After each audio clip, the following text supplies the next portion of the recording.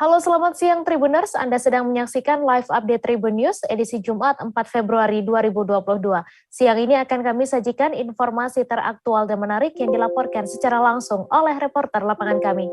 Bersama saya, Meisa Desirait, inilah live update selengkapnya. PT Transnusa Aviation Mandiri melakukan uji coba pesawat Airbus A320 PKTLA dengan rute CGK KOE CGK. Pesawat itu diuji cobakan untuk melihat kesiapan airline sebelum membuka rute ke wilayah Nusa Tenggara Timur. Uji coba tersebut dilakukan pada Kamis 3 Februari.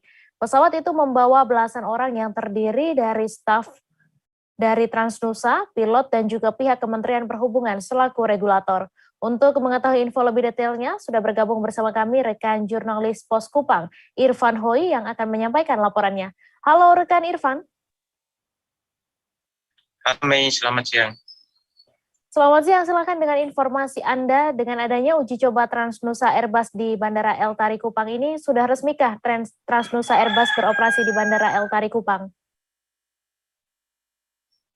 Baik Mei dan Tribuners, bisa saya sampaikan bahwa berkaitan dengan uji coba pesawat Airbus milik maskapai penerbangan PT Transnusa ini belum diketahui secara pasti apakah nanti rute yang akan dilalui oleh PT Transnusa masuk juga ke Bandara El Tari Kupang. Namun dalam wawancara informasi yang diperoleh dari PT Transnusa sendiri, mereka menargetkan nantinya pesawat ini juga akan masuk ke Bandara El Tari di Kota Kupang di Nusa Tenggara Timur. Targetnya sendiri direncanakan pada bulan April 2022 mendatang ini, Mei. Demikian. Ya, kemudian bagaimana dengan biaya penerbangannya?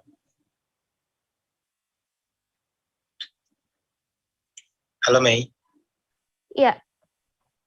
Irfan? Halo Irfan. Halo Mei. Ya. Ya, kemudian bagaimana dengan biaya penerbangannya Irfan?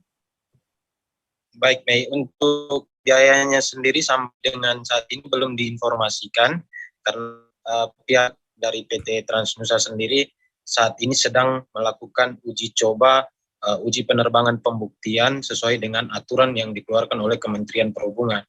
Nah, untuk detail berkaitan dengan harganya sendiri, pihaknya dari PT Transnusa sendiri menyampaikan nantinya akan dikeluarkan bersamaan dengan jadwal pada penerbangan pertama yang ditargetkan pada bulan nanti. Demikian. Ya, kemudian bagaimana tanggapan dari pihak Bandara El Tari Kupang sendiri dan juga pemerintah setempat maksud kami dengan uji coba Transnusa Airbus ini? Baik Mei dan Tribuners, dari pihak Angkasa Pura sendiri, mereka mengaku sangat senang dengan hadirnya pesawat Transnusa Airbus ini, sehingga menurut mereka bahwa dengan hadirnya pesawat ini juga menambah lalu lintas pesawat yang ada di Bandara El Tari.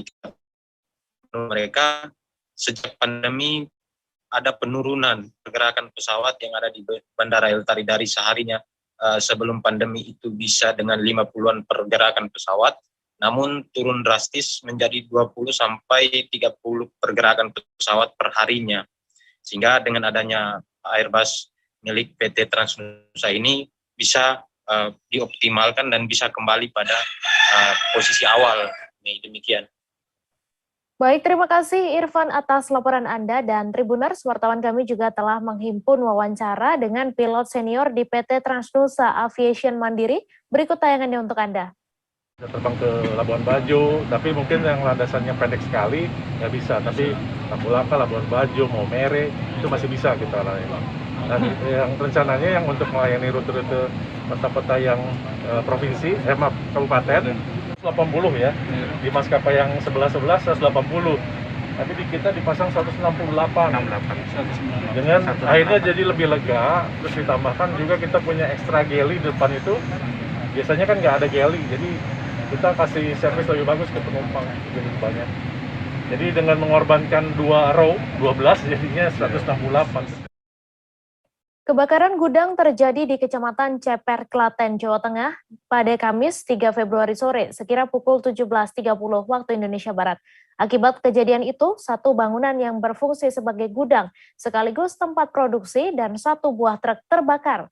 Untuk info selengkapnya akan disampaikan oleh rekan jurnalis Tribun Solo, Ibnu Dwi Tamtomo yang kini sudah terhubung bersama kami. Halo rekan Ibnu. Halo rekan Mei. Iya, silakan Ibnu dengan informasi Anda dalam kebakaran ini bagian apa saja yang terbakar? Dapat informasikan bahwa bagian yang terbakar adalah salah satu gedung yang berfungsi sebagai gudang sekaligus tempat produksi tempat pengolahan limbah plastik yang akan dijadikan untuk perabot atau perkakas di bagian rumah gitu, rekan Mei. Iya, kemudian Ibnu, apakah ada kesulitan dalam melakukan pemadaman di lokasi tersebut? Ya, untuk dari Dinas Pemadam Kebakaran sendiri menyatakan bahwa tidak ada kesulitan terkait penanganan atau pemadaman api tersebut. Namun pihaknya menyatakan bahwa kemarin sempat terkendala akibat pemutusan arus listrik yang harus menunggu dari petugas PLN tersebut. Karena apabila tidak dilakukan pemutusan arus, dikhawatirkan akan terjadi konsleting listrik dan membuat kebakaran atau korban jiwa akibat kejadian tersebut. Jadi petugas pemadam kebakaran akhirnya menunggu dari petugas PLN terlebih dahulu untuk mematikan arus yang masuk ke gedung tersebut. Sehingga proses pemadaman atau pengondisian evakuasi di wilayah tersebut atau di gudang tersebut berjalan dengan aman. Begitu kan? Iya, kemudian Ibnu, dapat Anda informasikan bagaimana kronologi singkat dari kejadian kebakaran tersebut? Ya, kronologinya berawal dari petugas gudang atau penjaga begitu sedang berjaga di depan beserta 3 temannya.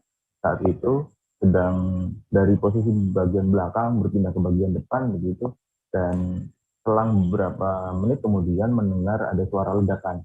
Itu terjadi sekitar pukul 17.30,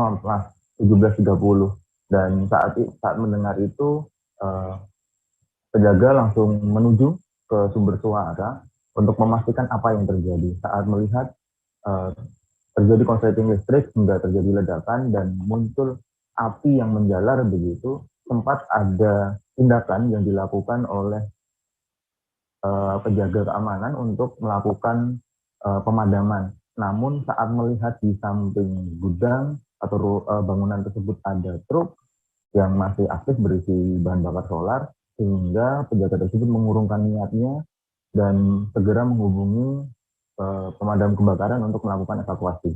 Dan selang 15 menit kemudian, setelah melakukan panggilan kepada pemadam kebakaran, Dinas Pemadam Kebakaran mampu untuk mengkondisikan bangunan tersebut. Itu kan. Ya, baik. Terima kasih Ibnu Dwi Tamtomo dari Tribun Solo atas laporan Anda. Selamat bertugas kembali. Kita beralih ke informasi selanjutnya, Tribuners. Marcelus Kela Nangame, salah seorang wasit futsal, dipukul oleh 3 orang tim futsal Nusantara saat pertandingan melawan tim Amor pada Sabtu 29 Januari lalu. Kejadian itu mengakibatkan ketiga pelaku berinisial RBM, ISK, dan CDM yang memukul Marcelus kini berurusan dengan hukum. Para pelaku saat ini sudah ditahan di Polsek Mimika Baru guna penyelidikan lebih lanjut. Untuk info selengkapnya akan disampaikan rekan jurnalis Tribun Papua, Marcelinus Labulela yang kini sudah terhubung bersama kami. Halo Marcel. Halo Mei. Iya, Marcel, silakan dengan informasi Anda, apa alasan sehingga Marcelus ini dipukul? Baik rekan Mei dan Tribuners, dapat saya informasikan bahwa terkait pemukulan wasit yang dilakukan oleh tim Nusantara kepada Bapak Marcelus, bahwa pada saat pertandingan itu yang dilakukan antara tim Nusantara melawan tim Amor, bahwa pada saat itu telah terjadi pemukulan terhadap Bapak Marcelus. Namun awal mula pemukulan lantaran dari tim Nusantara tidak puas karena mereka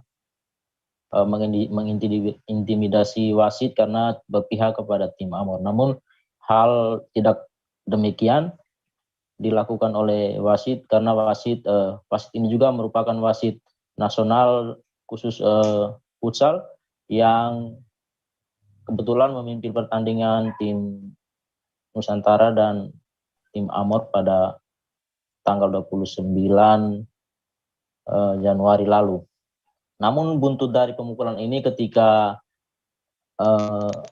ada beberapa pemain, ada 3 orang pemain dari tim Nusantara melakukan aksi protes dan langsung dengan spontan memukul Bapak Marcellus hingga mengenai atau dengan sasaran luka di bagian dagu. Begitu rekan Mei. Ya, kemudian Marcel, bagaimana tindak lanjut dari KONI Mimika sendiri terkait kasus ini? Baik rekan Mei dan Tribuners, untuk kasus ini pihak KONI Mimika telah mengambil langkah-langkah tertentu, yaitu dengan mempersiapkan kuasa hukum dari KONI Mimika sendiri, di mana sebelumnya Sekretaris KONI Mimika, Cesar Avianto Tuna, juga mengatakan bahwa kasus ini akan dikawal dan memang harus diproses hukum karena ini berkaitan dengan olahraga, dalam hal ini futsal. Namun pihak KONI juga sudah menyediakan kuasa hukum untuk membela wasit Marcellus untuk proses masuk dalam proses hukum, dan memang saat ini ketiga pelaku sudah diamankan di Polsek Mimika Baru. Begitu rekan Mei. Ya, kemudian bagaimana sikap dari rekan korban saat mendengar kasus tersebut? Baik rekan Mei, adapun sikap dari rekan korban, yaitu sebagai penasehat organisasi intelektual Musa yang ada di Timika, Wakia, yaitu Bapak Yohanes Kemong mengatakan kasus ini tetap akan diproses hukum. Dan memang sempat dilakukan mediasi pada tanggal 3 Februari lalu, dan melalui proses yang panjang sehingga untuk tim Nusantara masalah ini keluarga korban atau rekan korban juga telah melaporkan kepada pihak ASKAP, Asosiasi Sepak Bola Kabupaten Mimika, bergandengan tangan dengan KONI untuk melanjutkan kasus ini. Dan dapat diketahui bahwa untuk kasus ini seperti penyampaian Kasat Reskrim Unit Reskrim Polsek Miru bahwa kasus ini atas perbuatan ketiga pelaku, mereka bertiga juga sudah mengakuinya. Dan untuk mengantisipasi segala sesuatu yang terjadi di luar, maka ketiga pelaku tersebut saat ini sudah ditahan di Polsek Mimika Baru untuk melakukan penyelidikan lebih lanjut. Begitu rekan Mei. Baik, terima kasih Marcel atas laporan Anda, dan Tribuners, wartawan kami juga telah menghimpun wawancara dengan penasehat organisasi kaum intelektual Amungsa. Berikut tayangannya untuk Anda. Dan untuk pertandingan dalam hal ini klub Nusantara sendiri, kami akan bawa masalah ke ASKAP dengan KONI untuk bagaimana secara mekanisme pemainnya maupun klubnya akan dibicarakan di tingkat kelembagaan secara organisasi. Itu oke, akan tetap akan mendesak ke sana. Kami akan sampaikan aspirasi itu ke KONI sama ASKAP untuk bagaimana sanksinya dan lain-lain secara mekanisme organisasi. Untuk pelakunya tetap proses hukum. Maka kami ucapkan terima kasih kepada pihak kepolisian, dan juga resmi kami ucapkan terima kasih kepada pihak KONI yang mana sedang mempersiapkan pengacara hukum untuk mendampingi adinda kami Marcellus. Kejaksaan Tinggi Banten menetapkan Ki AB sebagai tersangka kasus dugaan pungli kepada jasa kurir di Bandara Soekarno-Hatta pada Kamis 3 Februari. Ki AB merupakan mantan Kabid Pelayanan dan Fasilitas Kepabeanan dan Cukai 1, Kantor Pelayanan Umum Ditjen Bea Cukai tipe C Soekarno-Hatta. Ia diduga telah melakukan tindak pidana korupsi atau tindak pemerasan terhadap 2 perusahaan jasa kurir. Untuk info selengkapnya akan disampaikan oleh rekan Ahmad Tajudin, wartawan Tribun Banten yang kini sudah terhubung bersama kami. Halo rekan Tajudin. Halo rekan Mei dan Tribuners, selamat siang. Selamat siang, silakan dengan informasi Anda. Bisa dijelaskan mengenai Kejati Banten ini telah menetapkan oknum PNS Bea Cukai sebagai tersangka. Bagaimana situasi di sana? Baik rekan Mei, perlu diketahui bahwa Kejaksaan Tinggi Banten menetapkan 1 orang tersangka dalam kasus dugaan pungli atau tindak pidana korupsi pada jasa kurir di Bandara Soekarno-Hatta pada Kamis Februari 2022 kemarin, di mana tersangka berinisial Ki AB yang diketahui sebagai mantan Kabid Pelayanan dan Fasilitas Kepabeanan dan Cukai 1 pada kantor Pelayanan Umum Ditjen Bea Cukai tipe C Soekarno-Hatta, di mana Asisten Intelijen Kejati Banten sendiri Adi Aksa mengatakan bahwa pemeriksaan ini dilakukan sekitar pukul 10 hingga pukul 16 sore. Diketahui bahwa KAB ini beliau merupakan PNS atau pejabat di Bea Cukai, Mei. Iya, kemudian apa dugaan Kejati Banten sehingga menetapkan KAB ini sebagai tersangka? Baik, untuk KAB ini diduga telah melakukan tindak pidana korupsi atau tindak pemerasan terhadap 2 perusahaan jasa kurir, di mana dari hasil pemeriksaannya sendiri, Adi Aksa menerangkan bahwa KAB ini disangka melanggar pasal 12 huruf E dan atau pasal 11 dan atau pasal 23 UU nomor 31 tahun 19 tentang tindak pidana korupsi. Kemudian KAB ini di sini berperan sebagai kabid, di mana pada modusnya beliau menjabat sebagai kabid namun menggunakan kekuasaannya sebagai ASN memeras terhadap jasa titipan, di mana jasa kurir ini ada perkiraan ada 2 perusahaan yang telah dilakukan tindak pidana korupsi, Mei. Iya, kemudian setelah ditetapkan sebagai tersangka, kemudian bagaimana proses hukum selanjutnya terhadap KAB ini? Baik, untuk saat ini dari Kejaksaan Tinggi Banten masih terus melakukan penyidikan terhadap kasus ini. Sementara untuk tersangka KAB ini, Kejati Banten melakukan penahanan terhadap KAB selama 20 hari ke depan di rutan kelas 2 Pandeglang, di mana KAB ini beliau selain ditetapkan sebagai tersangka namun juga dilakukan penahanan selama 20 hari. Di samping itu, Kejati Banten juga mengungkapkan bahwa sebelumnya bahwa Kejati Banten telah mengamankan beberapa dokumen, sekitar 33 dokumen, dan juga sejumlah uang sekitar 1,16 miliar, Mei.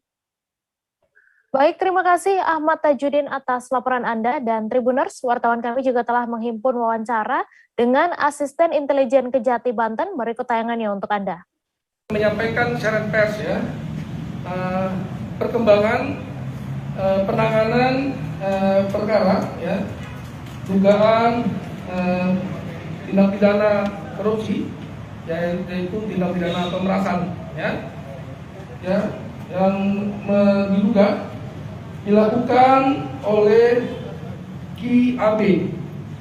Rekan-rekan sekalian, pada hari Kamis tanggal 3 Februari ini tahun 2022, tim penyidik ya, telah melakukan pemeriksaan terhadap saksi KAB ya, sekitar pukul 10.00 sampai dengan 16.00, rekan-rekan sekalian. Setelah dilakukan pemeriksaan, terusnya tim melakukan paparan, dan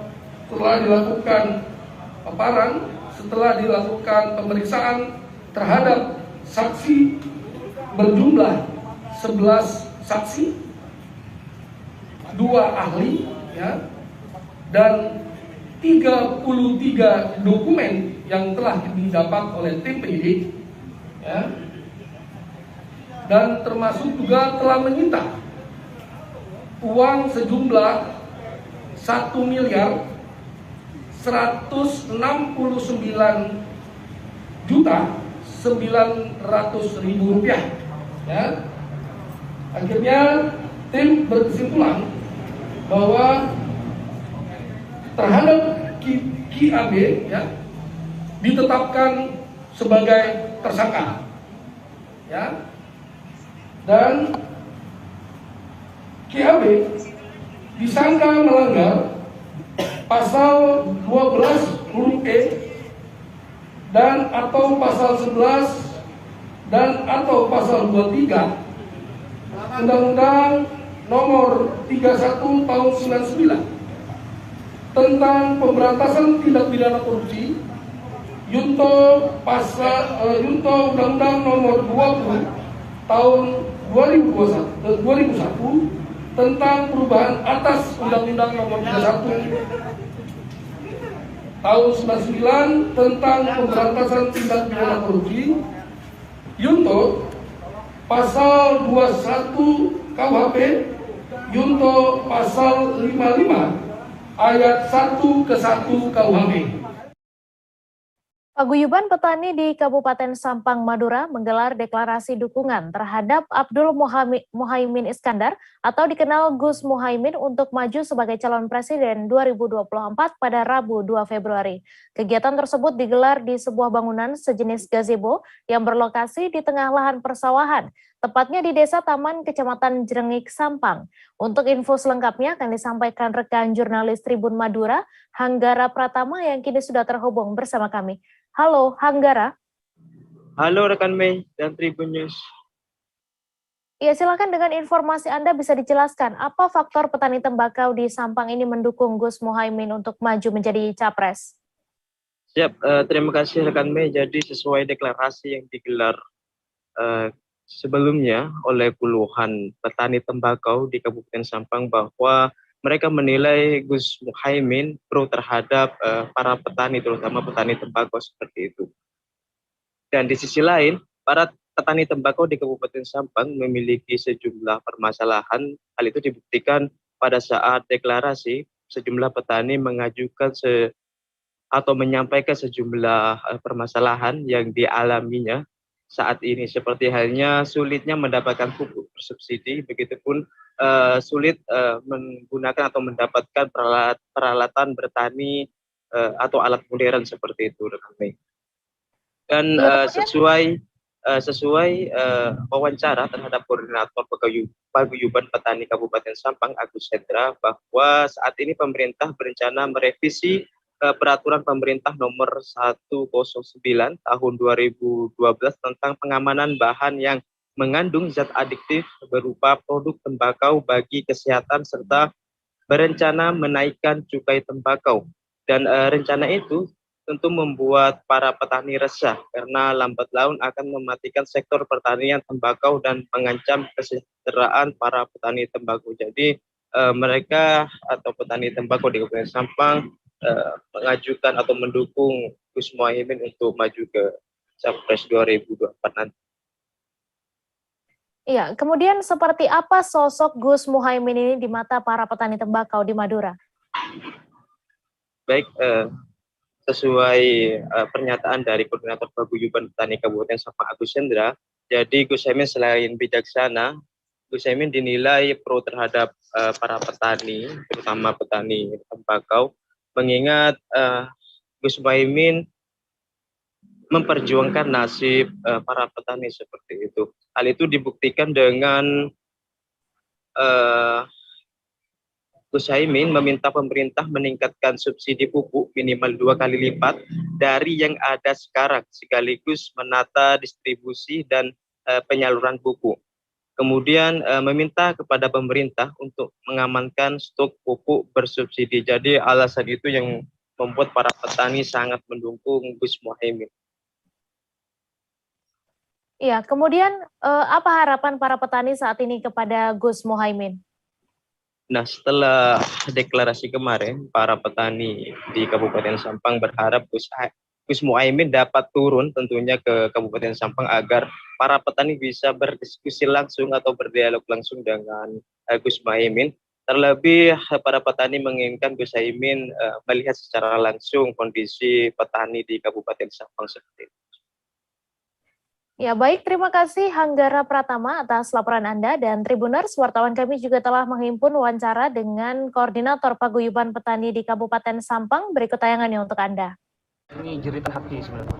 Jeritan hati, kami melihat di Sampang ini banyak sekali masyarakat tuh mengeluhkan terhadap beberapa kendala masalah yang ada di pertanian. Tetapi kita nggak bisa menyuarakan. Dikala kita mau menyuarakan, kita dari kelompok mana? Kan begitu. Hanya kita coba untuk mengumpulkan beberapa teman, beberapa petani yang ada di setiap desa, setiap kecamatan. Coba dulu. Kita harus bentuk dulu lembaganya, kita harus bentuk dulu paguyubannya. Sehingga kita itu bisa tahu apa yang harus bisa disampaikan kepada pemerintah. Kan begitu. Kalau kita tidak kompak, kalau kita tidak menjadi kelompok buyut, nggak bisa. Hanya suara kecil buat pemerintah. Jadi kalau sudah seperti ini, notabene pemerintah akan melihat kita, suara kita akan didengar. Harapannya kami itu tidak ada maksud lain. Kalau masalah itu ada Caimin di dalamnya, karena kami hanya mempunyai perwakilan itu, gitu loh. Selain itu kami tidak tahu, kita harus memberitahu ke siapa. Kebetulan perwakilan Caimin menangkap aspirasi kami. Gitu loh. Sekaligus aja sekalian, udah apa-apa. Lebih bagus kalau nanti ini menjadi penyemangat bagi kami untuk mengutarakan aspirasi kami semua. Untuk keluhannya dari petani secara di pemerintahan saat ini seperti apa? Sebenarnya teman-teman ini kayak tadi Abah itu dari kalangan perahu sulitnya pupuk dibatasi. Sebenarnya kami tahu aturan itu sih, tetapi kan masyarakat kan nggak mau tahu. Pokoknya gimana pupuk gampang. Yang kedua, hand traktor yang diberikan hanya kepada kelompok-kelompok tani. Kalau kami bukan kelompok tani, siapa? Suara kami mau kemana? Kan begitu. Terus kesulitan air gitu ya. Sampai saat ini belum ada solusi buat kami. Kesulitan air ini harus bagaimana? Sedangkan lahan kami adalah lahan pertanian. Lahan perumahan atau lahan perkebunan bukan, tapi lahan pertanian jelas. Nah, kami harus utarakan itu dan kemana? Ya kembali lagi ke kelompok ini lagi, ke paguyuban ini lagi nanti. Kita akan door to door kepada mereka untuk mengetahui aspirasi itu. Memang ini semacam langkah yang terlambat, tapi menurut saya tidak terlambat. Kita harus mengawali langkah ini, kan begitu kan? Apa yang dinilai dari paguyuban sendiri tentang Caimin? Sebenarnya mereka melihat bahwa Caimin itu adalah sosok yang selama ini memperjuangkan para petani. Beberapa kali kami melihat, walaupun di media, Caimin bertemu langsung, turun ke para petani-petani yang ada di Pulau Jawa. Nah, kami butuh gitu loh, sosok orang seperti itu. Caimin menurut kami bisa menerima aspirasi masyarakat kecil. Caimin bisa menerka apa keinginan kami, meskipun beliau ada di Jakarta. Tapi kami harap Caimin bisa turun ke Sampang untuk berdiskusi dengan kami. Harapan kami seperti itu. Kami akan kembali seusai jeda sejenak. Tribuners, tetap di live update. Oke, apa kabar Bang Arief di sini untuk strateginya? Kalau saya sendiri di Jumip 37 ini yang semalam baru mulai, saya udah hitam. Sebenarnya aku nggak ngerasain penangkapan atau penggerebegan atau apapun itu, karena gitu posisinya aku kriteria. Jadi kita mengenal disebut dengan stroke yang tidak berdarah dengan stroke yang berdarah. Stroke yang tidak berdarah itu biasanya ditandai dengan adanya penyumbatan. Kalau itu penyumbatan di sini mungkin pikirnya tidak ke situ kali ya, tapi kalau di Korea atau di Kamboja itu ada beberapa paper yang saya itu mas, ya. Dulunya tukang koran. Oh gitu ya. Tukang koran. Ya, saya baca itu Pak. Tuh kan pernah baca kan? Ya. Jadi kalau saya jadi pangdam itu udah bersyukur banget. Nah, si anak ini dijadikan sebagai tersangka begitu. Ya kalau ini kita bicara yang di luar kasus Bongombo ya. Dengan nama hujan shower, di mana terdapat batas jelas antara daerah hujan dan tidak hujan yang biasanya terjadi pada fase awal mature stage atau tahap berbahaya itu Kang. Jadi mulai artinya terjadinya perlembekan. Nah itu untuk penetrasi akan sulit gitu ya. Dok, saya ini menurut saya memang tidak mudah, bukan urusan tanah diambil. Kalau misalnya Amerika Serikat sekarang. Terima kasih Anda masih menyaksikan live update. Gedung Mahligai 9 Bank Jambi hari ini telah diresmikan. Sebelumnya rencana peresmian akan dilakukan oleh Menteri Dalam Negeri Tito Karnavian. Namun karena berhalangan hadir, maka peresmian operasional kali ini dilakukan oleh Gubernur Jambi Al-Haris. Untuk info selengkapnya akan disampaikan rekan jurnalis Tribun Jambi, Ade Setiawati yang kini sudah terhubung bersama kami. Halo Ade. Halo Mbak Mei. Ya, Ade silakan dengan informasi Anda seperti apa suasana peresmian di sana? Di sini lagi tadi pagi sudah melakukan peresmian yang dilakukan oleh Al-Haris Sebelumnya itu akan dilakukan oleh Mendagri gitu karena namun karena beliau berhalangan hadir, itu akan dilakukan di minggu berikutnya yaitu penandatanganan prasasti begitu. Untuk suasana di sini sangat ramai sekali ya rekan Mei. Terima kasih. Ya, kemudian Ade, siapa saja yang turut hadir dalam peresmian Mahligai 9 Bank Jambi ini? Yang turut hadir di sini itu banyak sekali ya. Selain dari pemerintah Kota Jambi dan Provinsi, juga turut dihadiri oleh perwakilan BPD dari seluruh Indonesia, Prokopimda dan beberapa kabupaten di Provinsi Jambi. Gitu. Iya, Ade, kemudian gedung Mahligai 9 Bank Jambi ini terdiri dari berapa lantai dan apakah masyarakat umum selain nasabah bisa mengakses ke salah satu pelayanan dari gedung ini? Oke, gedung ini berjumlah 12 lantai dengan konsep office tower dan selain dari orang perbankan juga boleh masuk satu, kemudian di lantai 4 di sana ada food court dan ada 4 tenan yang sudah bekerjasama dengan Bank Jambi. Kemudian juga ada tempat gym, musola, dan untuk di lantai 2 dan 6-nya ada ballroom yang bisa disewakan. Kemudian di lantai 12 ada kafe tempat nongkrong. Ya, sebelum itu juga ada Bank 9 Jambi menyediakan jasa housekeeping dan security. Terima kasih. Ya, baik, terima kasih Ade Setiawati atas laporan Anda dan Tribuners. Wartawan kami juga telah menghimpun wawancara dengan Direktur Utama Bank Jambi. Berikut tayangannya untuk Anda. Istana sendiri.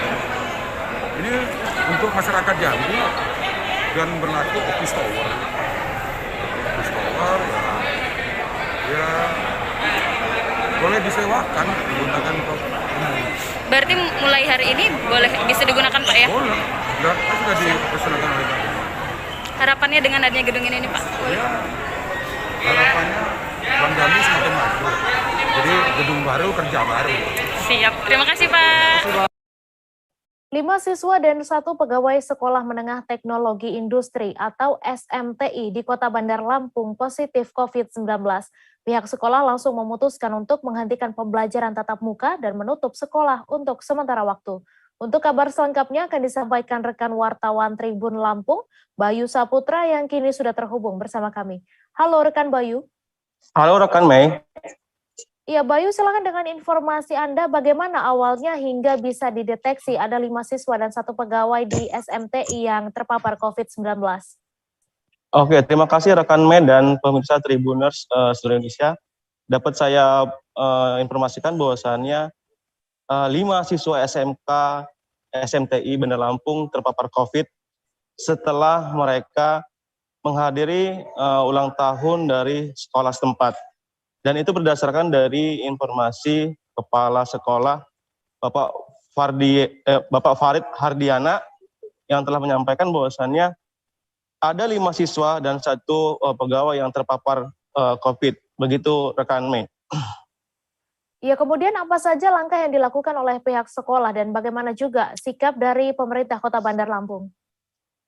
Oke, dari begitu terpaparnya COVID, 5 siswa tersebut sejak kemarin sampai dengan 2 pekan ke depan, sekolah mengikuti instruksi dari pemerintah Kota Bandar Lampung dan pemerintah Provinsi Lampung bahwasannya untuk kegiatan belajar mengajar yang semula dilakukan secara pembelajaran tatap muka secara terbatas sampai dengan 2 minggu ke depan kembali lagi ke belajar daring. Begitu rekan Mei. Iya, kemudian Bayu, selain di SMTI ini, apakah di sekolah lain juga ada siswa yang diketahui positif COVID-19?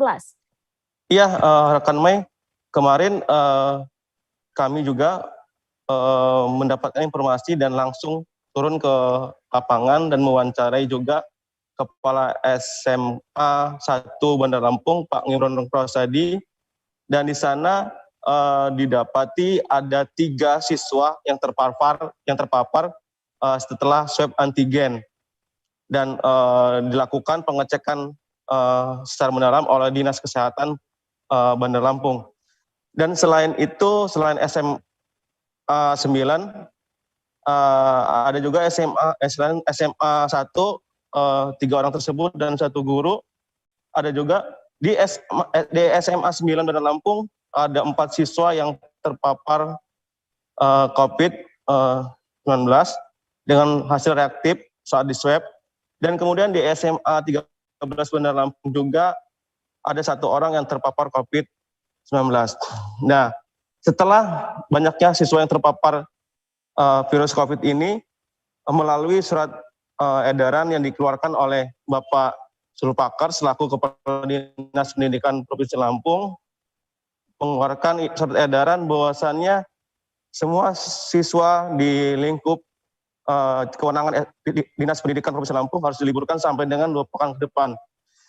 Kemudian tadi juga saya mewawancari secara khusus bersama Bapak Tommy selaku Sekretaris Dinas Pendidikan Provinsi Lampung. Ketika nanti 2 pekan ke depan ada lagi terpapar COVID, maka akan dilanjutkan untuk belajar dari rumah atau BDR. Begitu rekan Mei dan Tribuners. Ya, baik. Terima kasih Bayu Saputra atas laporan Anda, dan Tribuners, wartawan kami juga telah menghimpun wawancara dengan Kabak TU SMK SMTI Bandar Lampung. Berikut tayangannya untuk Anda. Waktu hari Jumat kemarin, kita adakan tracing untuk siswa. Jadi ada positif 1 siswa. Nah, kemudian kita adakan terus tuh untuk tracing setiap harinya. Ada 3 kelas siswa, kira-kira 3 kelas itu sejumlah 60 siswa ya per hari. Di awal ada 1 siswa positif, kemudian kita lakukan terus. Nah, di hari Rabu kemarin itu ada 4 siswa positif. Nah, langkah antisipasi kami selaku dari pihak sekolah, kami kemarin langsung menghubungi ke Satgas COVID Kota, itu bertemu dengan Pak Samsul ya. Jadi diarahkan untuk kami langsung untuk tutup sekolah, untuk tatap mukanya diberhentikan dulu. Jadi setelah itu kami ambil langkah antisipasi, mulai dari hari Kamis Jumat ini kita liburkan untuk siswa pembelajarannya, baik itu teori maupun praktikum. Nah, itu sampai dengan hari Minggu depannya. Untuk hari Seninnya nanti kita tunggu informasi keputusan dari dinas kota provinsi terkait untuk keputusannya bagaimana. Nah, dari berdasarkan hasil konferensi pers tadi, Pak, bahwa wali kota menutup untuk sementara PTM ditunda sampai 2 minggu ke depan. Gimana untuk SMTI sendiri, Pak? Kalau kami sifatnya mengikuti aturan dari provinsi, Pak. Bagaimana keputusannya kami ikut. Karena kami juga untuk kesehatan siswa sama pegawai kan itu jadi prioritas kami untuk pelaku sekolah. Lalu Pak, tadi kan dari 1 siswa ya Pak, yang di tracing berapa banyak? Berapa banyak yang Jadi total siswa yang sudah kita tracing itu sebanyak kurang lebih 250 siswa.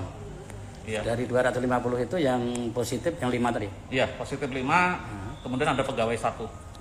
Iya. Itu guru atau tenaga? Itu tenaga kependidikan, Pak. Tapi beliau sampai saat ini sudah isolasi mandiri di rumahnya.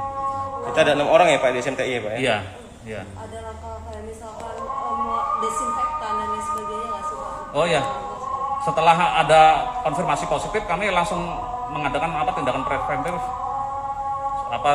Salah satunya ya penyemprotan desinfektan di setiap ruang kelas, seluruh kelas kami desinfektan, karena kami sendiri memang sudah menyediakan sampai sejauh itu untuk desinfektan maupun tes suhu badannya. Capaian vaksinasi COVID-19 dosis pertama di Tanah Tidung telah mencapai 84,96%. Sedangkan masyarakat Tanah Tidung yang sudah mendapat suntikan dosis kedua, yakni sebanyak 57,50%. Namun dari total sasaran 19.371 peserta vaksinasi COVID-19 di Tanah Tidung, capaian vaksinasi kategori lansia masih di bawah 60%. Untuk detail informasinya akan disampaikan langsung oleh rekan jurnalis Tribun Kaltara, Risnawati, yang kini sudah terhubung bersama kami. Halo, Risna. Halo, Mei. Ya, Risna, silakan dengan informasi Anda dengan capaian tersebut, berapa total lansia yang telah divaksin? Ya, untuk lansia di Tanah Tidung yang sudah divaksin dosis pertama itu mencapai 450 orang atau baru 44,60%, sementara untuk dosis 2-nya baru 304 orang atau 30,13%, sementara dosis vaksin boosternya sendiri baru mencapai 2 orang atau 0,20%.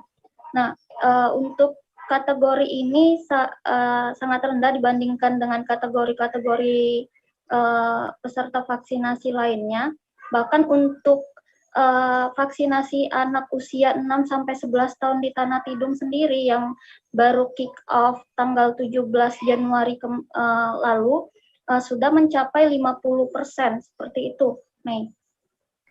Iya, kemudian apa kendala yang dihadapi Satgas COVID-19 di Tanah Tidung sendiri? Ya, untuk kendalanya masih sama seperti sebelum-sebelumnya, itu cukup banyak lansia yang ada di Tanah Tidung yang masih enggan untuk mengikuti vaksinasi COVID-19.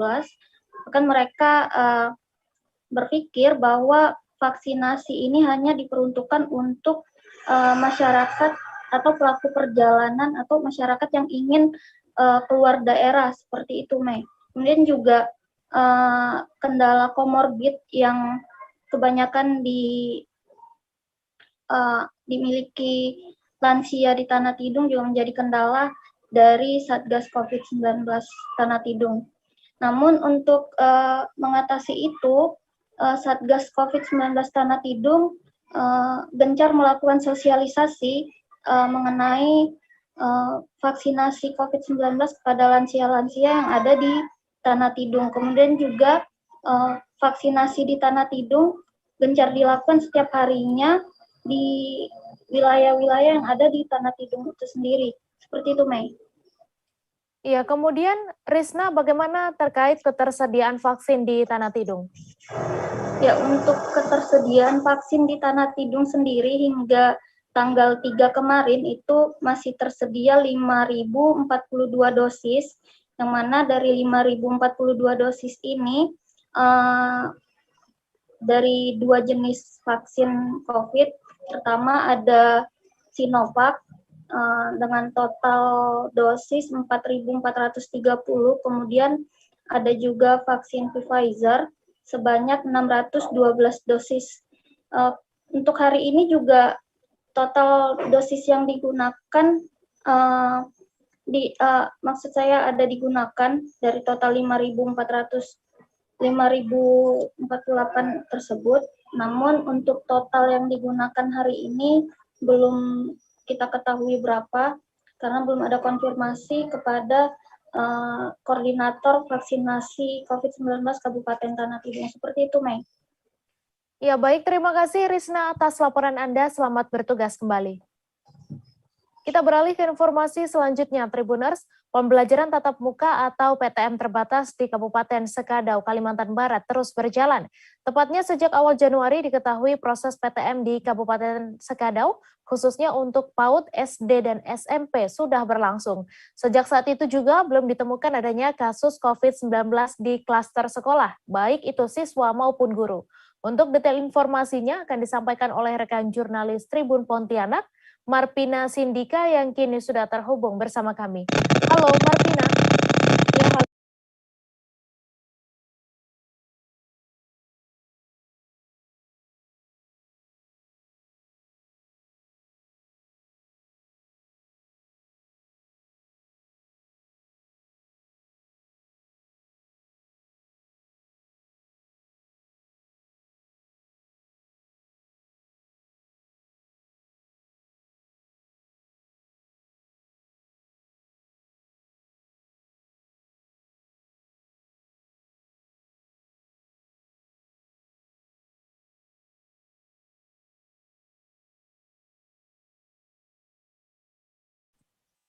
Halo Marpina. Iya, halo rekan Mei. Iya Marpina, silakan dengan informasi Anda seperti apa mekanisme PTM di sekolah-sekolah di Kalimantan Barat ini. Ya, Terima kasih rekan Mei. Jadi memang untuk pembelajaran tatap muka sudah dimulai di Kabupaten Skadau sejak bulan Januari lalu, dan ini juga dilakukan karena Kabupaten Skadau hingga saat ini nihil kasus COVID-19 dan juga sudah direkomendasikan untuk melaksanakan PTM. Nah, untuk prosesnya ini setiap sekolah ini mulai dari PAUD, SD, dan SMP yang merupakan kewenangan Dinas Pendidikan Kabupaten Skadau itu sudah membuka 100% sekolah untuk melaksanakan PTM, namun PTM-nya tidak 100%, artinya dalam pembelajaran ini setiap kelas hanya diberikan waktu 2 jam per hari, kemudian 3 kali pertemuan dalam seminggu. Nah, untuk siswa dalam satu kelas juga dibagi dalam beberapa kelompok, biasanya ini 2 kelompok dengan jumlah siswa 15-16 orang per kelompok atau per sekali pertemuan pembelajaran. Nah,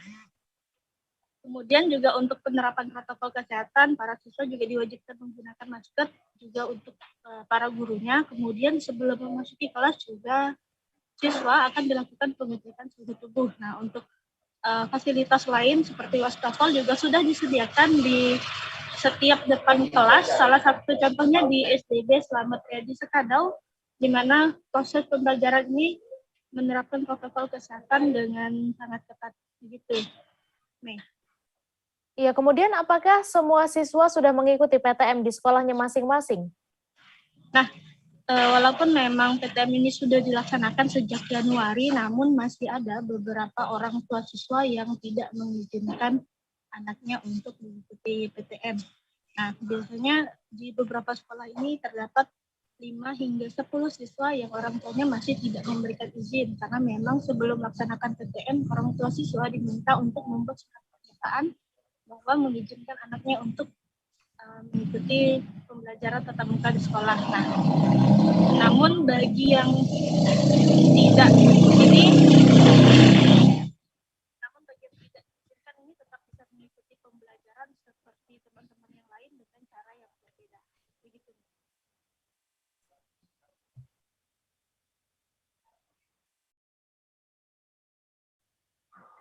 Halo rekan Mei. Iya, Marpina, bagaimana kemudian proses pembelajaran bagi para siswa yang tidak diizinkan untuk mengikuti PTM ini? Nah, bagi para siswa yang tidak diizinkan oleh orang tuanya untuk mengikuti PTM ini, setiap sekolah mempunyai kebijakan tersendiri. Kalau untuk di SDB Slamet Riyadi Skadau ini, guru tetap memberikan pembelajaran secara daring. Artinya, selain PTM, siswa-siswa yang tidak diperbolehkan mengikuti PTM juga bisa mengikuti pembelajaran, namun secara daring saja. Nah, ini pun jika memang gurunya mampu untuk melakukan atau memberikan pembelajaran tersebut. Jika tidak, maka pihak sekolah dan orang tua siswa akan koordinasi lagi terkait proses pembelajaran yang diperbolehkan bagi anak-anak tersebut. Begitu, Mei. Baik, terima kasih Marpina atas laporan Anda, dan Tribuners, wartawan kami juga telah menghimpun wawancara dengan Kepala Sekolah SDB Slamet Riyadi serta PLT Kabid PTK Dinas Pendidikan Kabupaten Skadau. Berikut tayangannya untuk Anda. Ini kemarin dengan situasi COVID, jadi begitu masuk tahun ajaran baru bulan Juli, jadi kami itu 1 bulan merancang dulu bagaimana pelaksanaan PTM terbatas di situasi COVID ini. Jadi kami rancang kurang lebih 1 bulan, di situ kami bentuk tim gugus tugas tingkat sekolah, kemudian juga kami mempersiapkan berkaitan dengan persiapan itu salah satunya SOP, Standard Operational Procedure seperti ini, yang mana SOP ini kami lengkapi dengan beberapa data, salah satunya yang pertama kami menyurati Dinas Pendidikan. Dinas Pendidikan kami surati memberikan tembusan ke berbagai elemen yang berkaitan dengan situasi COVID, salah satunya Satgas COVID tingkat kabupaten, di mana di situ wakilnya adalah Bupati sendiri, kemudian juga Ketua Yayasan, Kecamatan, dan Ramil, Kapolsek, Kapolres, kemudian segala pengawas, kami berikan semua SOP ini. Setelah SOP ini lengkap, kami yang penting kunci awalnya itu berdasarkan SKB 4 Menteri itu, kami minta pernyataan orang tua siswa. Dengan adanya pernyataan dari orang tua siswa, makanya kami berani melakukan PTM terbatas. Tapi jika ada orang tua yang belum berkenan untuk buat surat pernyataan, kami juga tidak memaksa. Tetap memberikan layanan. Dilakukan sudah, cuma kita di sekolah itu punya jadwal Pak. Dari kesehatan itu sudah menjadwalkan kita, enggak setiap hari, misal stay giliran gitu, sudah mulai. Banjir dengan ketinggian 1,5 meter terjadi di depan City Mall Batu Raja, Kabupaten Ogan Komering Ulung, Sumatera Selatan. Banjir ini mengakibatkan aktivitas warga di lokasi banjir lumpuh. Untuk mengantisipasi hal-hal yang tidak diinginkan, manajemen City Mall Batu Raja pun tidak beroperasi 1 hari penuh. Untuk detail informasinya akan disampaikan langsung oleh rekan jurnalis Sriwijaya Post, Leni Juwita, yang kini sudah terhubung bersama kami. Halo rekan Leni.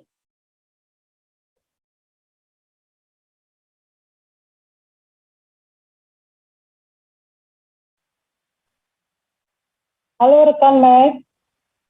Iya Leni, silakan dengan informasi Anda, dampak apa saja yang ditimbulkan akibat banjir di depan City Mall Batu Raja ini? Baik rekan Mei, peristiwa banjir yang terjadi di Jalan Ahmad Yani, tepatnya di depan City Mall Batu Raja, menimbulkan beberapa dampak. Pertama, lalu lintas di sepanjang jalur itu menjadi lumpuh, sehingga kendaraan-kendaraan roda 2 maupun roda 4 tidak bisa melewati jalur tersebut.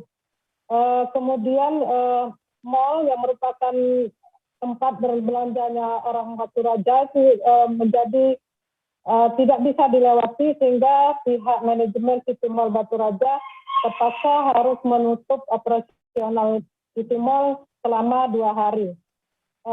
Begitu rekan Mei. Ya, kemudian langkah apa saja yang dilakukan untuk mengatasi banjir ini, Leni?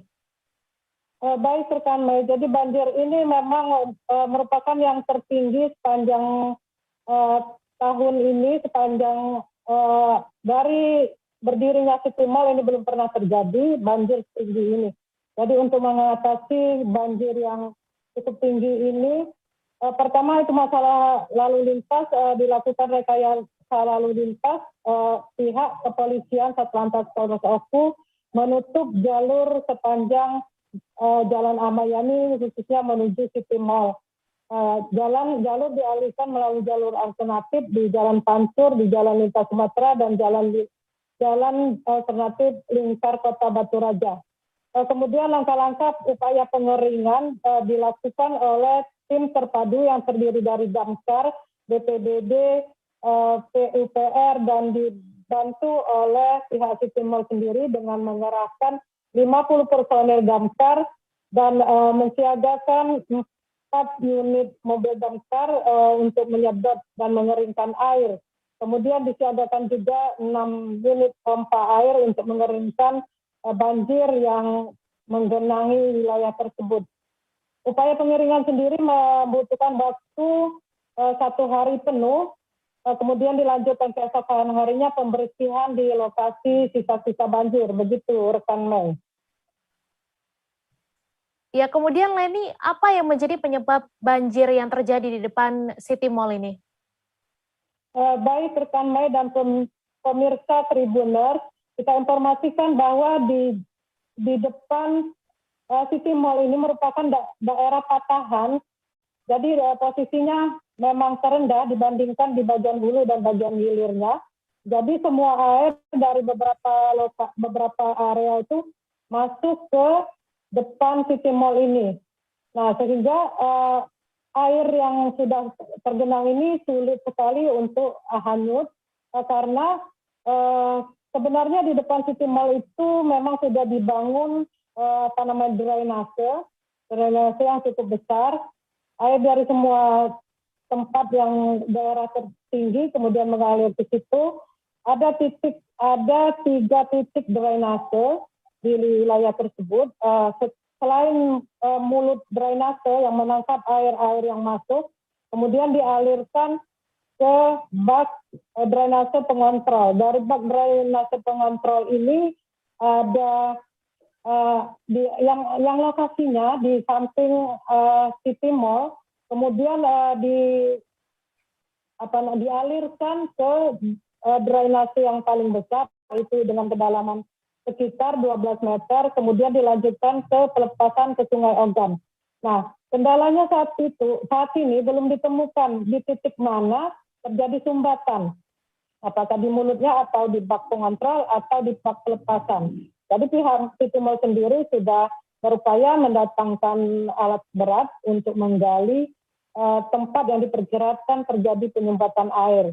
Pihak City Mall sendiri dari manajemen dari Jakarta mengirimkan teknisi dari yang akan mengerjakan penggalian tempat-tempat yang diperkirakan menjadi sumbatan air sehingga banjir ini tidak terulang kembali. Begitu rekan Mei. Baik, terima kasih Leni Juwita atas laporan Anda, dan Tribuners, wartawan kami juga telah mewawancarai beberapa pihak terkait. Berikut tayangannya untuk Anda. Assalamualaikum warahmatullahi wabarakatuh. Selamat pagi, menjelang siang. Ini kemarin terjadi yang hujan dengan intensitas tinggi dimulai pukul 17.00 lebih kurang, mengakibatkan sebagian jalur jalan di depan City Mall ini tergenang air. Setelah kita telusuri bahwasanya drainase pembuangan air yang di depan City Mall ini tidak berfungsi. Ya, oleh karena itu BPBD dibantu bersama damkar, dibantu oleh PAM melakukan upaya penyedotan air, pembuangan air di depan City Mall ini sebagai upaya sementara. Namun demikian, upaya selanjutnya berupaya permanen, mungkin pihak City Mall dengan instansi yang terkait melakukan penelusuran apa yang menyebabkan penyumbatan itu dan membongkar saluran air. Assalamualaikum warahmatullahi wabarakatuh. Perlu kami informasikan bahwa beberapa waktu yang lalu, tepatnya kemarin di kurang pukul 17 sore hari, terjadi hujan lebat di Kota Batu Raja, mengakibatkan terjadinya banjir di depan City Mall di Desa Tanjung Baru, tepatnya di Jalan Jenderal Ahmad Yani. Kaitan dengan tindak lanjut daripada kami selaku petugas Badan Kebakaran dan Penyelamatan dan OPU berupaya untuk menyedot air ini supaya cepat kering, begitu maksudnya. Karena kami lihat ya sampai saat ini air masih tetap tinggi, dan kalau tidak diupayakan penyedotan tentunya akan sulit untuk dapat kering. Kami berusaha semaksimal mungkin dengan mengerahkan lebih kurang 4 kendaraan damkar, ditambah dengan rekan-rekan kita dari BPBD, dari Pol PP, dari PUPR dan sebagainya, dengan harapan supaya air ini akan segera dapat kita keringkan. Dengan harapan semoga aktivitas masyarakat, terutama pengguna jalan, dapat berjalan bagaimana mestinya. Terima kasih. Untuk pengeringan ini saya rasa karena volumenya ini besar, saya rasa mungkin bisa 1 hari mungkin, lebih kurang. Yang kita turunkan ini lebih kurang 50 orang dari damkar, ditambah dengan dari BPBD, lebih kurang juga ini kami lihat banyak ini. Yang kita maksud penyedot 6 air, baik dari kita maupun dari wabarakatuh. Selamat pagi.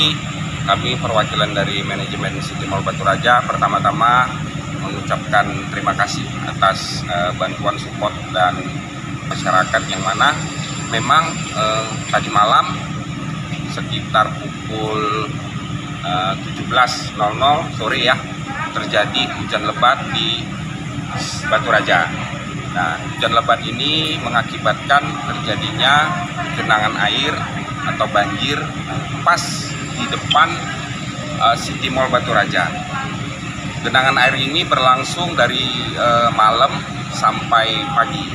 Di City Mall Batu Raja mengambil beberapa langkah cepat untuk mengurangi intensitas banjir ini. Yang pertama, tadi malam kita sudah melakukan koordinasi dengan BNPB untuk melakukan penyedotan sehingga terjadi pengurangan banjir dengan menggunakan pompa, 2 pompa besar. ditambah pompa yang disediakan oleh City Mall, ada 3 pompa sibel untuk menyedot air. Tapi memang berjalannya waktu, hujan reda, sehingga pagi ini masih terjadi banjir. Berusaha keras untuk melakukan penanganan banjir tersebut. Itu dari kami manajemen. Kemudian kita juga menganalisa dan melihat kemungkinan ada terjadi penjembatan di gorong-gorong yang gorong-gorong dari jalan utama itu adanya di bawah gedung City Mall. Kita harus lihat kondisinya seperti apa di bawah karena kedalaman itu kedalaman 12 meter. Langkah kita lakukan hari ini adalah kita menyiapkan ekskavator. Kita sudah terjunkan, kebetulan lagi on the way, belum sampai di lokasi. Nanti itu akan kita lakukan pengurukan, kita lakukan pengecekan, kemudian bisa kita lakukan action cepat untuk mengurangi banjir. Banjir ini tetap bisa kita atasi agar ini tidak terjadi terulang lagi banjir.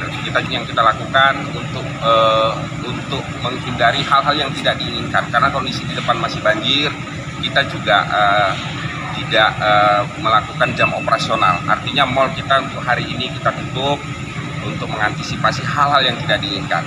Lalu cepat selesai. Pengan air dari depan City Mall, sebelah kiri, sebelah kanan, dan di depan City Mall seluruhnya kan tumpuannya di depan City Mall. Ya. Tumpuan air dari masyarakat itu adanya di depan City Mall.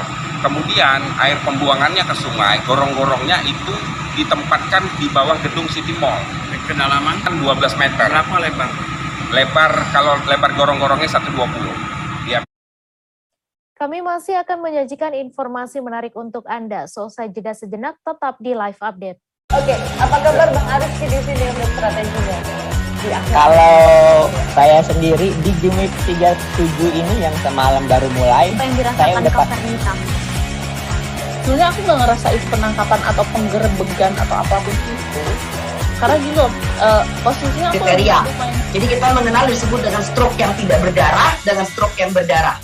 Stroke yang tidak berdarah itu biasanya ditandai dengan adanya penyumbatan. Kalau itu terjadi di sini mungkin pikirnya tidak ke situ kali ya, tapi kalau di Korea atau di Kamboja itu ada beberapa paper yang saya itu Mas, ya, dulunya tukang koran. Oh gitu ya. Tukang koran. Ya, saya baca ya, Pak. Tuh kan pernah baca kan? Ya.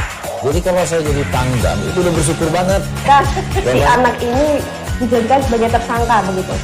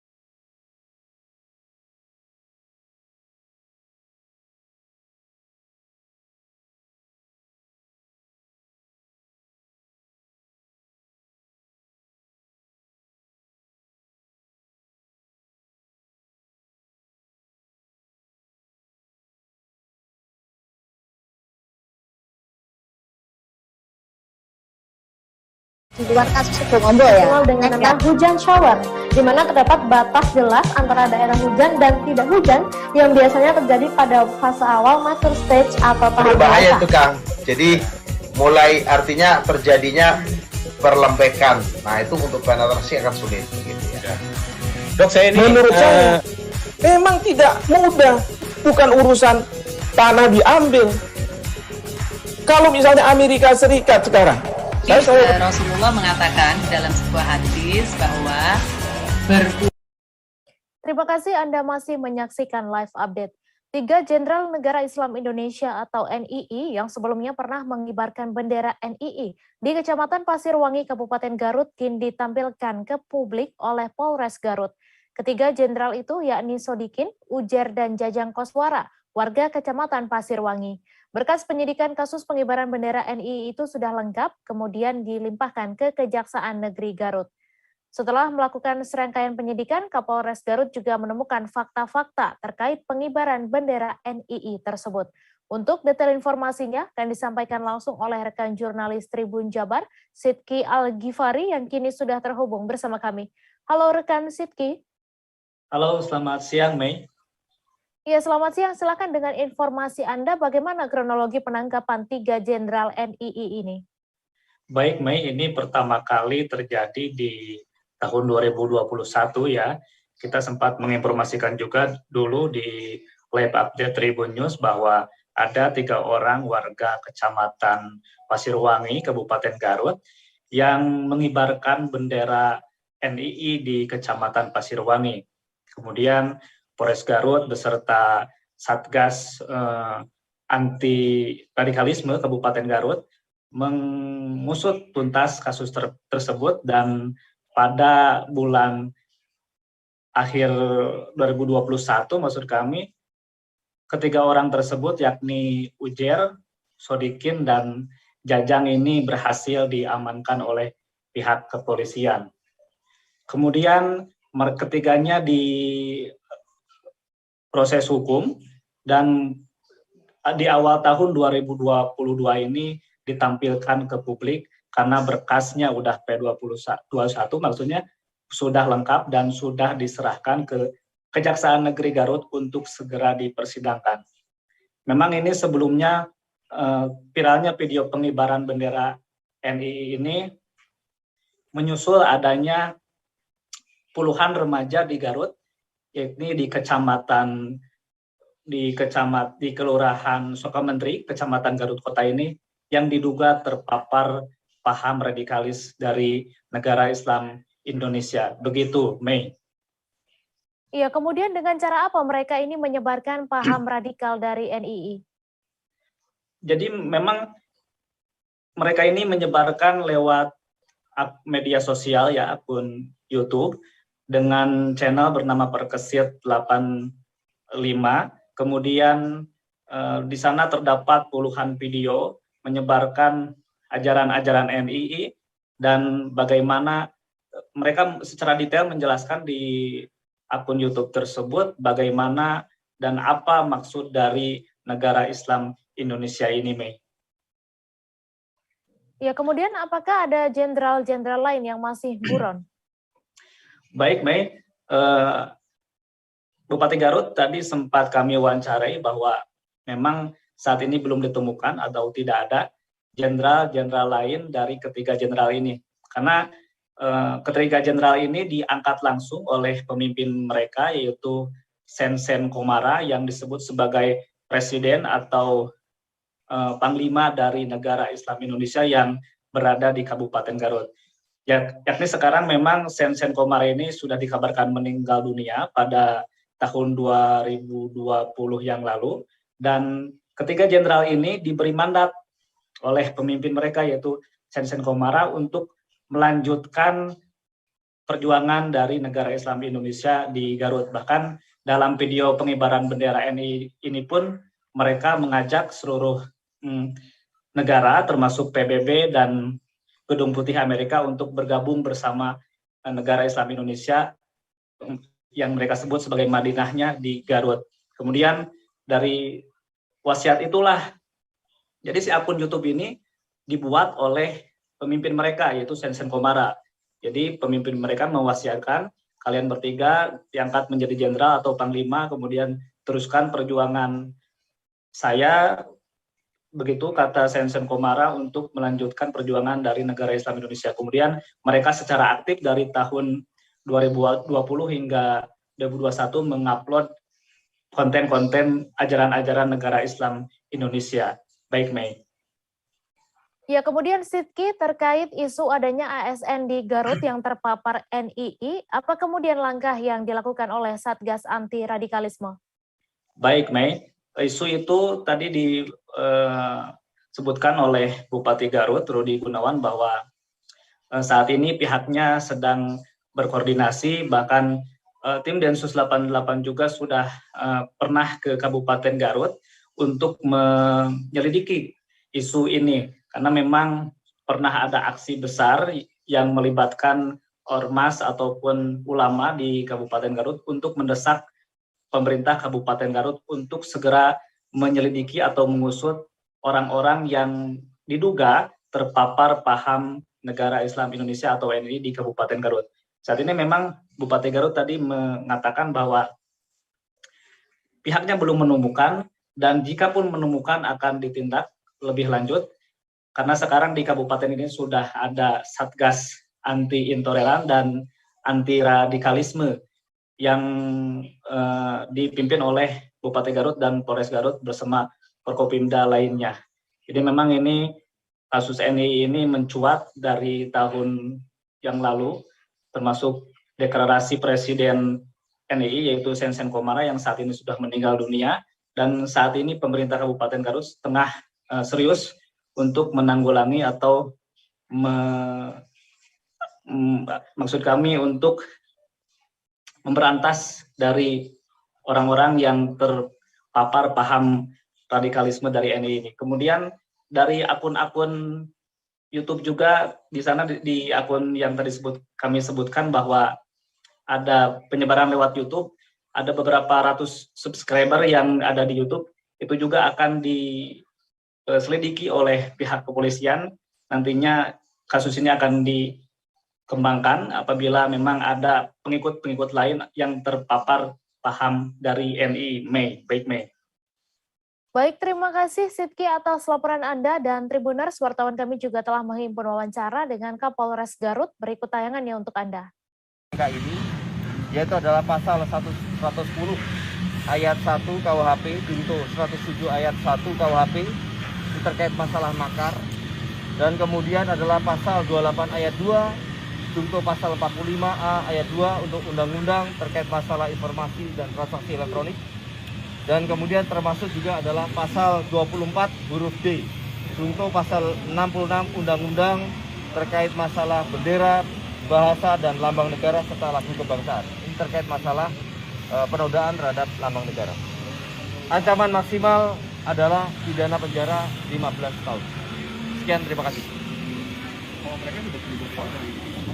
Kenapa? Mereka sudah jadi Mereka menyatakan bahwa mereka sudah NII sejak keturunan. Dan mereka melakukan propaganda ini melanjutkan perjuangan dari Bapak Sensen Komara dari sejak tahun 2019 dengan membuat akun media sosial dan sudah menerbitkan 57 video. Untuk videonya itu motifnya apa? Motifnya tadi itu melanjutkan amanah perjuangan untuk kaitan dengan pendirian negara Islam Indonesia.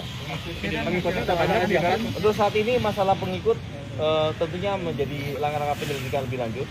Ya, di satu sisi kami akan mencoba untuk melihat peminat-peminat dari akun media sosial tersebut, dan termasuk juga orang-orang atau yang berada di sekitar tersangka ini. Untuk saat ini kami akan koordinasi dengan pihak Kominfo untuk supaya menonaktifkan akun ini dan melakukan langkah pencegahan. Ada keterkaitan nggak dengan yang sebelumnya di desa? Nah, ini tentunya akan menjadi pendalaman kami berserta dengan Satgas Penanggulangan Toleransi dan Radikalisme Kabupaten Garut. Ini kalau pengakuan awal? Untuk saat ini yang bersangkutan belum memberikan keterangan lebih lanjut terkait hubungan dengan kejadian yang disebut. Jabatannya ini sebagai jenderal. Tiga-tiganya jenderal. Bintang berapa, Pak? Mungkin barangnya lebih lanjut bisa disampaikan. Mantan calon wali kota Pematang Siantar pada Pilkada tahun 2016, Sujito, divonis seumur hidup oleh Pengadilan Negeri Simalungun pada Kamis 3 Februari. Ia terbukti dinyatakan bersalah melakukan pembunuhan berencana terhadap korbannya, Mara Salem Harahap, wartawan lokal di Siantar. Putusan seumur hidup juga dijatuhkan kepada karyawannya, Yudi Fernando Pangaribuan, yang membantu proses pembunuhan Mara Salem Harahap. Untuk info selengkapnya akan disampaikan rekan Alija, wartawan Tribun Medan yang kini sudah terhubung bersama kami. Halo, Alija. Ya, halo Mei. Ya, silakan dengan informasi Anda seperti apa jalannya sidang perkara pembunuhan yang melibatkan mantan calon wali kota Pematang Siantar ini. Ya, perlu saya laporkan setelah sempat tertunda 1 pekan, Majelis Hakim Pengadilan Negeri Simalungun yang dipimpin oleh Ferayati Magdalena, sekaligus Ketua Pengadilan Negeri Simalungun, memutus menjatuhkan hukuman seumur hidup terhadap Sujito yang merupakan mantan calon wali kota Pematang Siantar pada tahun 2016. Putusan yang sama juga diberikan kepada karyawan Sujito, yaitu Yudi Fernando Pangaribuan. Majelis Hakim dalam putusannya mengatakan bahwa pertimbangan yang menjadi pemberatan bahwasanya perbuatan kedua terdakwa telah terbukti meresahkan masyarakat, menghilangkan nyawa orang lain, dan belum terjadi perdamaian dengan keluarga. Kemudian ada pun hal yang meringankan, kedua terdakwa menyesali perbuatannya. Nah, perlu saya sampaikan juga, dalam kasus ini ada salah satu terdakwa lainnya yang merupakan oknum prajurit TNI yang merupakan eksekutor penembak terhadap Masal pada tahun 2020 yang lalu, di mana pelaku yakni eksekutor Praka Waludin Siagia telah meninggal dunia lebih dulu. Demikian, Mei. Iya, kemudian bagaimana sikap Sujito setelah mengetahui dirinya dinyatakan bersalah dan divonis seumur hidup? Nah, setelah membacakan putusan mendengarkan putusan dari Majelis Hakim, penasihat hukum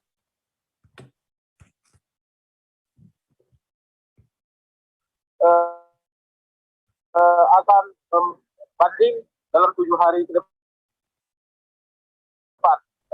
Sebelumnya dalam bahwa saja Mara Salim Harahap, mereka hanya berupaya memberikan shock terapi karena Marsal selama menjadi wartawan itu kerap membuat pemberitaan negatif tentang tempat hiburan malam yang dimiliki oleh Sujito. Begitu, Mei.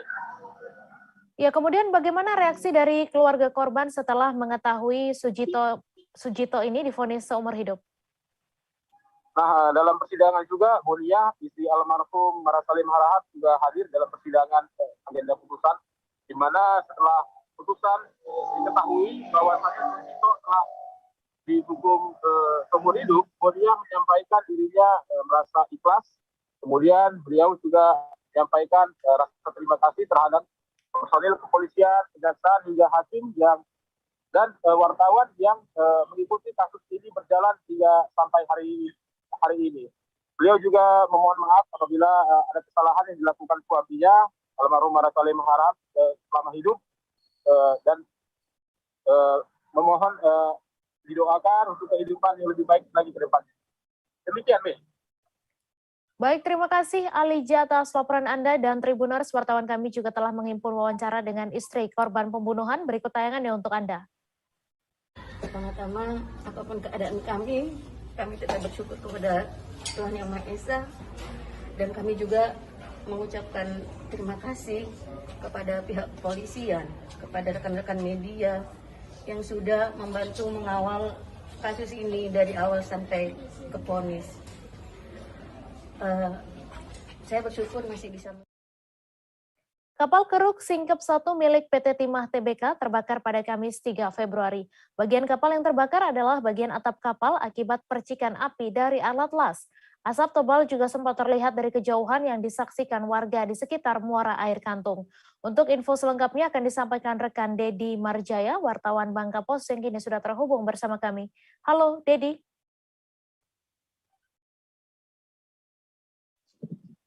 Halo, Mei. Selamat siang. Ya, selamat siang, Dedi. Silahkan dengan informasi Anda, bisa dijelaskan apa yang menjadi penyebab kebakaran ini?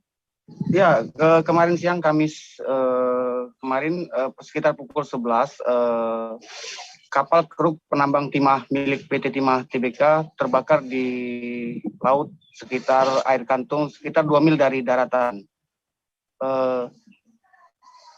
Besarnya asap dari daratan yang terlihat mengkhawatirkan masyarakat sehingga melaporkan kejadian itu ke Direktorat Kepolisian Perairan dan Udara dan Pos Angkatan Laut di Air Kantung. Kapal keruk PT Timah ini terbakar di bagian atapnya, namun berhasil dipadamkan oleh ABK yang ada di kapal itu sendiri. Begitu, Mei. Iya, kemudian apa tindakan yang dilakukan oleh penegak hukum, Dedi? Iya, anggota Pospol Airut Polres Bangka dan Direktorat Pospol Direktorat polisi dan udara Polda Bangka Belitung yang ada di Air Kantung serta Pos Angkatan Laut Lanal Bangka Belitung segera menuju TKP untuk melakukan pengecekan. Namun saat berada di kapal kru itu sendiri, api sudah berhasil dipadamkan. Aparat penegak hukum yang hadir di kapal kru kemudian memintai keterangan ABK dan didapati bahwa penyebab dari kapal itu sendiri terbakar bagian atapnya karena ada aktivitas pengelasan yang dilakukan oleh pekerja di sana untuk memperbaiki bagian kapal. Percikan api las itulah yang diduga memercik ke bagian atap sehingga terjadi kebakaran. Begitu, Mei. Baik, terima kasih Dedi Marjaya atas laporan Anda dan Tribuners. Wartawan kami juga telah menghimpun wawancara dengan Kasat Polres Bangka. Berikut tayangannya untuk Anda. Baik, terima kasih. Memang tadi kami dengan Direktorat melakukan pengecekan ke sana, dapat keluar dengan menggunakan speed sarana yang ada. Ternyata benar di sana setelah sampai di kapal Sigap 1, di sana diketahui ada bekas terbakar di bagian atap. Jadi api saat kami ke sana sudah aman, tidak ada lagi. Jadi yang terbakar di bagian atap yang diduga sementara sesuai keterangan dari ABK Lokapal itu ada aktivitas di atas pengelasannya. Nah, untuk korban jiwa tidak ada, kerugian yang hanya di bagian atap aja. Jadi atap saya ketahui memang atap yang terbuat dari fiber. Ini tuh. Oke, siap. Harga jual minyak goreng di Kabupaten Kepulauan Talaut terpantau masih tinggi dan melebihi harga eceran tertinggi yang ditetapkan oleh pemerintah. Dari penelusuran Tribun Manado pada Kamis 3 Februari, para pelaku usaha masih menjual dengan harga bervariasi mulai dari Rp25.000 per liter hingga Rp35.000 per liternya. Sementara minyak goreng bermerek yang dijual dalam kemasan 2 liter dibanderol dengan harga Rp50 hingga Rp55.000. Untuk info selengkapnya akan disampaikan rekan Ivan Mamentiwalo, wartawan Tribun Manado yang kini sudah terhubung bersama kami. Halo rekan Ivan. Halo. Iya, Ivan silakan dengan informasi Anda, dapat Anda deskripsikan secara singkat bagaimana keadaan terkait kenaikan minyak goreng yang mencapai Rp35.000 per liternya ini? Ya, baiklah rekan Mei. Dapat saya laporkan dari Kabupaten Kepulauan Talaut, Provinsi Sulawesi Utara, di mana untuk harga minyak goreng jenis premium dan minyak goreng jenis curah di Kabupaten Kepulauan Talaut mencapai Rp35.000 sampai Rp50.000, dan itu sangat berpengaruh pada kebutuhan masyarakat, ya, terutama masyarakat yang ada di wilayah perbatasan seperti ini. Ya, rekan Mei. Iya, kemudian bagaimana peran pemerintah tentang melonjaknya harga minyak goreng di pasaran ini? Ya, oke, rekan Mei. Peran pemerintah saat ini, pemerintah Kabupaten Kepulauan Talaut melalui Dinas Perindak dalam waktu dekat akan melaksanakan operasi pasar di beberapa toko dan pasar-pasar tradisional yang ada di Kabupaten Kepulauan Talaut untuk bertujuan untuk bisa mengontrol harga head atau harga